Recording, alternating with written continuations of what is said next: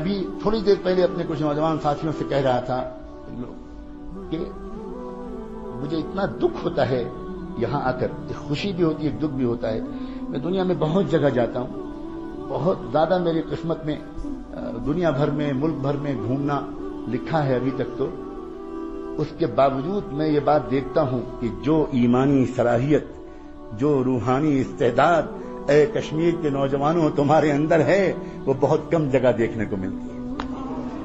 لیکن نوجوانوں تم اپنے کو نہیں پہچان پا رہے، تم اپنے کو نہیں پہچان پا رہے. دنیا تمہارے پوٹینشیل کو پہچانتی ہے، اسی وجہ سے تم پر بہت زیادہ محنت کرتی ہے، تم پر للچائی ہوئی نگاہ ڈالتی ہے. دنیا جانتی ہے اس بات کو کہ اگر یہاں کے نوجوانوں نے اپنے کو پہچان لیا تو ہزاروں کلومیٹر دور تک یہ انقلاب لے آئیں. دنیا جانتی ہے تمہارے عشق کے جذبات کو، دنیا جانتی ہے تمہارے نسب کو، دنیا جانتی ہے تمہارے روحانی شجرے کو، دنیا جانتی ہے تمہارے آباء و اجداد کو، دنیا جانتی ہے امیر کبیر شیخ حمدانی کو، دنیا جانتی ہے سید بلبل شاہ کو، دنیا جانتی ہے سلطان العارفین کو، دنیا جانتی ہے ان کی روحانی میراث کو، اور یہاں کی مٹی میں ان کے فیوض و برکات آج بھی موجود ہیں. آپ سمجھتے ہو میں تم کو دین سکھانے آتا ہوں؟ اس غلط فہمی سے نکل جاؤ. میں یہاں کی وادی سے گزر کر اپنے ایمان کو تازہ کرنے آتا ہوں.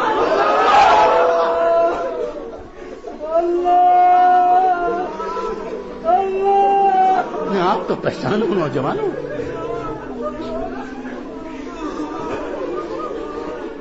میں تم سے یہ کہوں کہ تم لڑکیوں سے باتیں مت کرو، میں تم سے یہ کہوں کہ تمہاری گرل فرینڈز نہیں ہونی چاہیے، میں تم سے یہ کہوں کہ موبائل سے تم ناجائز باتیں مت کرو، میں تم سے یہ کہوں کہ انٹرنیٹ پر ننگی تصویروں کو مت دیکھا کرو.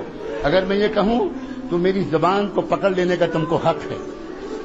تم کہنا کہ حضرت آپ کہاں بات کر رہے ہیں؟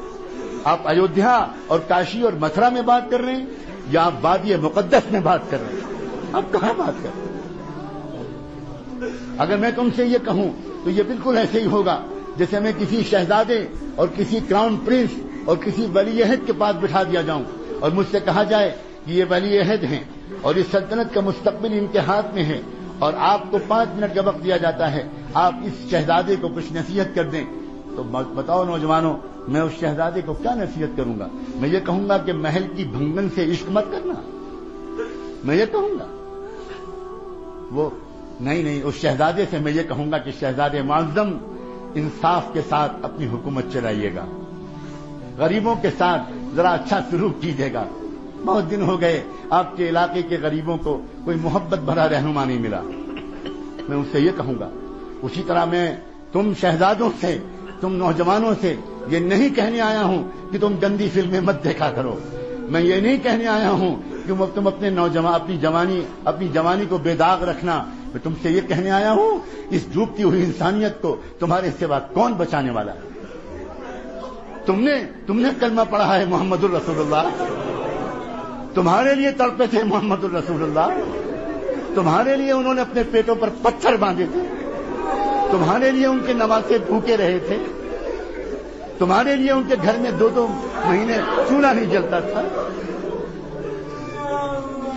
تم ان پر درود شریف پڑھتے ہو، تم مکے مدینے جانے کے لیے بے چین رہتے ہو.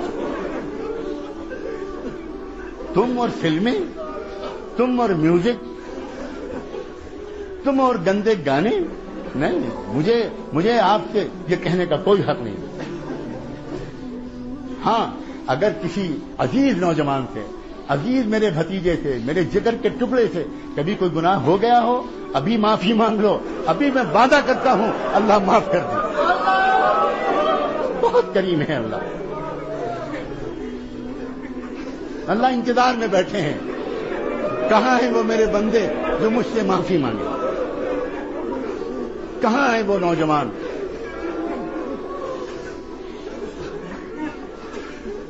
بہت کریم ہے اللہ، بہت رحیم ہے اللہ.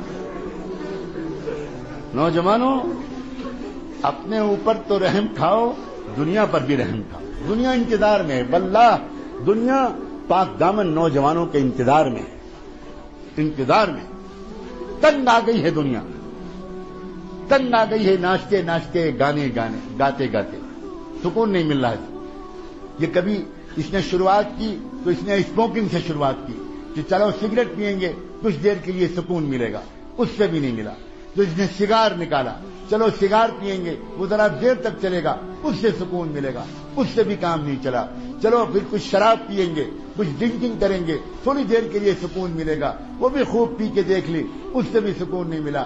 اس نے پھر ڈرگس کا تجربہ کیا کہ لاؤ ڈرگس کی طرف جائیں، شاید اس سے کچھ سکون ملے. لیکن سکون ان چیزوں میں نہیں ہے نوجوانوں.